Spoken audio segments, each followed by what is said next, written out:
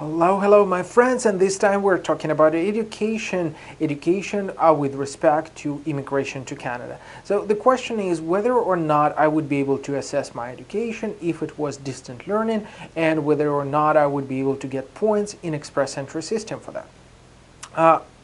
No direct answer, unfortunately, but there is very straightforward and direct pathway to claim those points.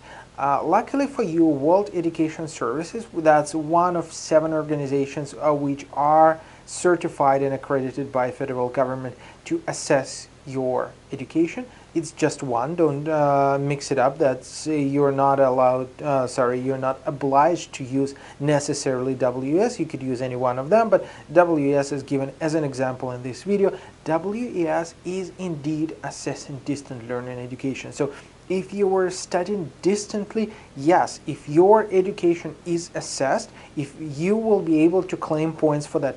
Visa officers do not really care, or they will not really penalize you if that was not a full-time education. That is totally fine, and that is fine contrary to what happened before Express Entry, because then it had to be a full-time or at least part-time education. This time it could be distant learning. It's totally fine, again, provided that it has been assessed. So the pathway I was talking about for you is you're assessing your education first, provided that it's been taken for assessment, provided that you got a paper confirming your assessment is done. Voila, your distant learning is totally fine. And guess what? Your work experience while you were accumulating those points for distant learning is also considered to be okay.